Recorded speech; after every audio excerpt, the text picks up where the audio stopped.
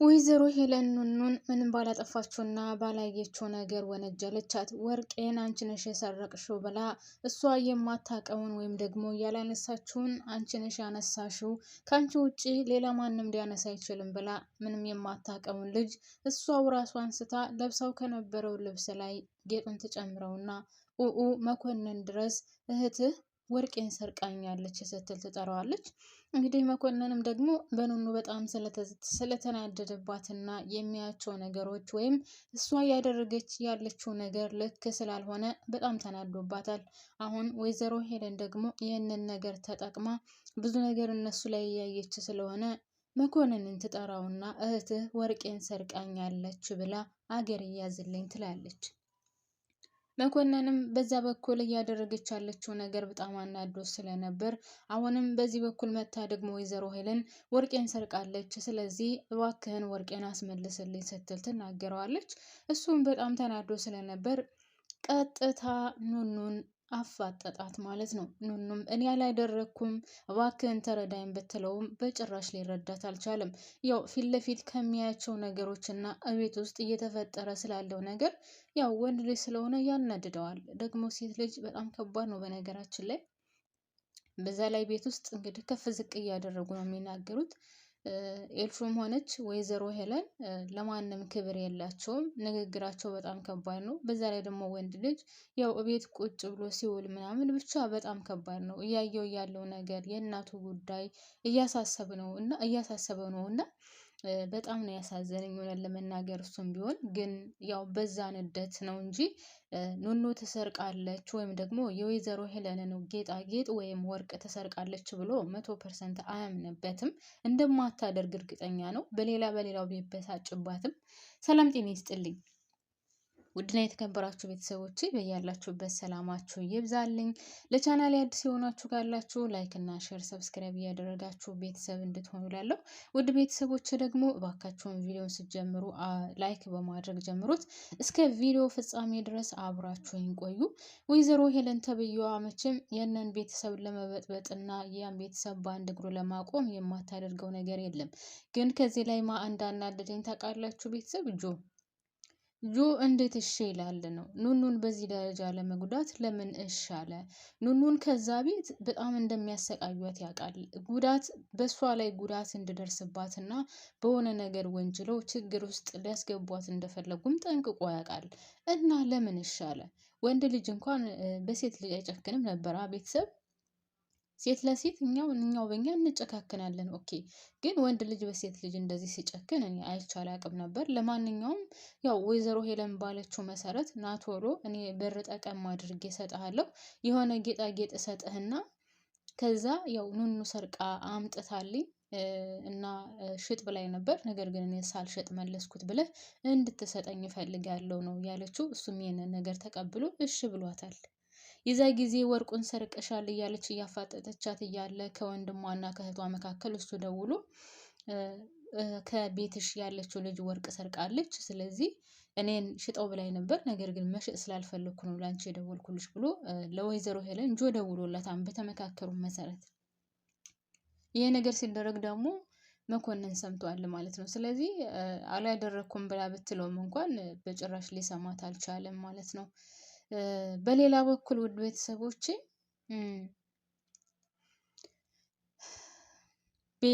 ቤሉል አሁንም ቢሆን በጣም ይወዳታል ኑኑን ማለት ነው። ኑኑን በጣም ይወዳታል። በዛ ላይ ጆ በጣም እያናደደው ነው እንግዲህ ከእሷ ጋር ሲያየውና ጆና እሷ ቁመው አይቷቸው ስለነበረ በጣም ተናዶ ምንም ሳይናገር አልፏቸው ሄዶ ነበር። ነገር ግን እየሮጠ ተከትሎ አንተ ምንም አታመጣም፣ አንተን የምታፈቅረህና የምታፈቅራት ያው እኔ ጋ ነው ያለችው፣ እኔን ነው የመረጠችው ምናምን ብሎ በጣም እያናደደው ነበር። ነገር ግን እሱም ቢሆን በትዕግስት ነው ያለፈው። ብዙ መናገር አልፈለገም። ያው ልጅቷ እሱን መርጣ ስለሄደች፣ ግን ለብቻው እቤት ውስጥ ቁጭ ብሎ በጣም ተናዶ ነበር። እንዴት እሱን ትመርጣለች? እኔ ምን አጉድያት ነው? ከኔ ምን አታ ነው በዚህ ደረጃ እሱን ልትመርጥ የቻለችው? እያለም ለራሱ እያሰበበት ነበር። እንግዲህ ቤሉል በጣም ይወዳታል፣ ያፈቅራታል። ግን በመተውና ባለመተው መካከል ሆኖም በጭራሽ ኑኑን ሊረሳትና ከኑኑ ሊርቅ አልቻለም። ኑኑን በጣም ነው የሚያፈቅራት። ነገር ግን ከዛም ሰው ከዛም ጋር ከዚህም ጋር ተጣልቶ የሚዘልቀው አልመሰለኝም። በዛ ላይ ደግሞ የኑኑ ጅልነትና የዋህነት በጣም ነው የሚገርመው። ቤተሰብ ሰው በዚህ ደረጃ ለራሱ እንዴት እንደዚህ ይወድቃል? ለራሱ መሆን ያቅተዋል። ኑኑ እየተጫወተችባት እንደሆነ እንዴት ሊገባት አልቻለም? ቤተሰብ እኔ ግራ ገብቶኛል። ማለቴ ኑኑ ምን አይነት ማለቴ እቺ ኤልሹ ምን አይነት መሰሪ እንደሆነች መቼስ የእናቷ ልጅ እውነትም እናቷ ያሳደገቻት ልጅ ነገር አያጣትም። እንግዲህ አዶናይን እንኳ ከሱ አዶናይ እንድጠላት ራሱ የማታደርገው ነገር የለም። አዶናይ እንድጠላት ብቻ ሳይሆን ደግሞ ላይክ ኑኑን መስላ ወይም የኑኑን አክት ወስዳ ኑኑን መስላ ለአዶናይ መቅረብ ትፈልጋለች። ግን ሞኝነቷና ጅልነቷ ነው እንጂ መቼውንም ቢሆን ኑኑን ልትሆን አትችልም። ፈጣሪ ሁላችንንም ሲፈጥረን ለእያንዳንዳችን የራሳችን የሆነውን ነገር ሰጥቶናል አይደለ? ሶ ኑኑ ኤልሹ መቼውንም ቢሆን ኑኑን ልትሆን አትችልም። እንግዲህ ምን አይነት ሴት ትወዳለህ ምናምን ብላ በጠየቀችው መሰረት ኤልሹ ላዶናይ ሳቂታ፣ ትዕግስተኛ፣ የዋህ፣ ተጫዋች ምናምን ብሏት ነበር። ያንን ነገር ለማድረግና ኑኑን ለመምሰል የእሷን ልብስ ትለብሳለች፣ የሌላትን ሳቅ ትስቃለች ምናምን ብቻ የማታደርገው ነገር የለም። ነገር ግን እንደዚህ ባረገች ቁጥር ደግሞ አዶናይ እየራቃትና እየጠላት ይመጣል እንጂ በጭራሽ እሷን ሊወዳት አይችልም። በነገራችን ላይ ማንኛውም ሰው ሊወደድና ሊፈቀር የሚችለው የራሱን ማንነት ብቻ ይዞ ሲቀርብ እንጂ የሰው ማንነት ይዞ የሰውን የራሱ ያልሆነውን ነገር ይዞ ሰው ቢቀርብ ያ ሰው ሊወዱ አይችልም። እንደውም ይባሱን እየራቀው እየጠላው ይመጣል እንጂ በጭራሽ ሊወዱ አይችልም። እና እንግዲህ ያው በማጣላቱ ደረጃ ተሳክቶላታል። ኑኑም ብትሆን ዝም አላለችም። ከጆጋ ሲያያትኝ ለምን ከዚህ ዱርዬ ጋር ምን ታደርጊያለሽ ምናምን ብሎ ስጠይቃት አንተ ምን አገባህ አይመለከትህም ነው ያለችው። እና እዛ ላይም እንግዲህ ኤልሹም እያባባሰች ነበር። አየህ አይደለ ወንድሜን እኮ ትታ እሱ ላይ ቺት አድርጋ ነው ከዚህ ጋር የሆነችው ደግሞ ምናምን እያለ እንግዲህ በአንድ ድንጋይ ሁለት ወፍ እያለች ነበር። እና ኑኑ ግን አይገባትም ወይ ነው እኔ ቤተሰብ እኔ ግራ የገባኝ ነገር እየተጫወተችባት እንደሆነ ለምን አይገባትም? በዛ ላይ ደግሞ አሁን ወርቁን ወይዘሮ ሄለን ናት እንጂ ያደረገችው በነገራችን ላይ ኤልሹ አይደለችም። ኤልሹ በአሁኑ ኑኑ ተሳስታለች። ኑኑ ወይዘሮ ሄለን እንደዛ ስታሰቃያት አንቺ ወርቁን ሰርቀሽ ኪስሽ ውስጥ ጨምረሽ ነው ምናምን እያለች ስጮህባት ቀጥታ ወደ ኤልሹ ነው የመጣችው። ነገር ግን ይሄንን ነገር ኤልሹ አላደረገችውም። ፈጣሪ በሚያውቀው ራሷ ወይዘሮ ሄለን አስባበት አቅዳበት ስለነበረ ከጆጋም ስላወሩበት ስለዚህ ያደረገችው ነገር ምንድነው? ያን ወርቅ ሰርቃ ወስዳ አንስታ ወስዳ ከኪሷ መጨመር ነው። ነገር ግን ኑኑ እየሮጠች መታ እሷ ናት ያደረገችው ከሷ ውጭ ማንም ሊያደርግ አይችልም እያለች ኑኑ ነው ጭንቅላቷን አንቃ ምናምን ለመመታትም እየሞከረች ነበር። ያው ቤሉል ደርሶ አድኗታል እንጂ እና ኑኑ እያደረገች ያለችውን ነገር ልታውቀው አልቻለችም። በራሷ ጊዜ ወጥመድ ውስጥ እየገባች ነው። እንግዲህ እስካሁን ድረስ የባሱን መጥፎ ነገር አስባባት አታውቅም ነበር። ያው በሷ ጥሩ ነገር ባታስብም ነገር ግን እንደዚህ አይነት ከበድ ያለ ነገር አስባበት አታውቅም ነበር። አሁን ግን ጥሩ ሀሳብ አምታላታለች። ቆይ አሳይሻለሁ፣ እኔ በማላውቀው ነገር እንደዚህ ያደረግሽኝ ቆይ አሳይሻለሁ እያለች እየዛተችባት ነው የተኛችው።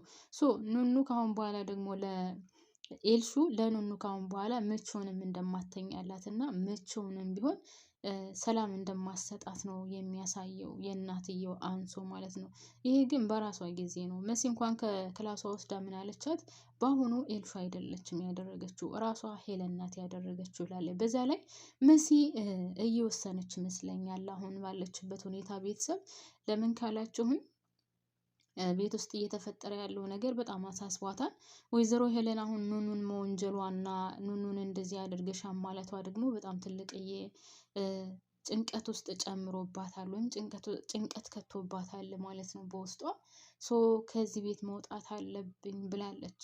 እንግዲህ ያላት አማራጭ ደግሞ ቴዲ ነው። በቃ አገባሻለሁ ችግር የለውም አንቺ ብቻ ወስኝ እንጂ ብሏ ስለነበረ አሁን ያሰበችው ከሱ ጋር መሆንና የእሱን የጋብቻ ጥያቄ እሺ ብሎ መቀበል ነው። ከሱ ጋር ከሆንኩ በኋላ እኔ ነገሮችን አስተካክላለሁ ብላ ስላሰበች ግን እውነት ነው የምላችሁ ቤተሰብ መሲ ቴዲ ጋር ከሆነችና ወይዘሮ ሄለን ካወቀች በአጠቃላይ ቤተሰቡን በአንድ እግሩ ታቆመዋለች ወይም ታቃጥለዋለች። ቴዲን በጭራሽ በጭራሽ በጭራሽ ማጣት አትፈልግም ወይዘሮ ሄለን። ስለዚህ በተለይ ደግሞ መሲ ሆና ሲገኝ ያስባችሁታል ቤተሰብ? እና በጣም ከባድ ነው። ወደፊት የሚገጥማቸው ነገር ቀላል አይመስለኝም ማለት ነው። ወይዘሮ አይንዬ ደግሞ ምስኪን የኔና ስታሳዝን ኤልሹም ጥሩ ልጅ ወይም ደግሞ በጥሩ ሁኔታ ታስተናግደኛለች ብላ እንግዲህ ወደ ኤልሹ ክፍል ገብታ እባክሽን አንድ ነገር ላናግርሽ ፈልጌ ነበር ብላ አናግራታለች። ያናገረቻትም ስለ መርዙ ጉዳይ ነው። ያው ወይዘሮ ሄለን ኑኑ እንድትመርዝ ነበር ያሰበችው፣ ነገር ግን አልተሳካም። እንግዲህ ወይዘሮ አይንዬ ያን የወይዘሮ ሄለን ለኑኑ ልታባላት የነበረውን አንስታ ለውሻዋ ትሰጣታለች። ውሻዋ ደግሞ ትሞታለች መርዝ በልታ። ስለዚህ ወይዘሮ አይንዬ ደግሞ ተጨንቃለች። ማን ነው ያ ምግብ ያቀረበው ብላ ማወቅ ትፈልጋለች። እናም ኑኑ ናት ያቀረበችው ተብላለች። ኑኑ ደግሞ ይህንን ነገር እንደማታደርግ በጣም እርግጠኛ ናት። ነገር ግን ወይዘሮ ሄለንም ያ ነገር ሲነገራት ምንም እንደማታውቅና እሷን እንደውም ሊገሏት እንደነበረ ምናምን ያሰበችው ሰው።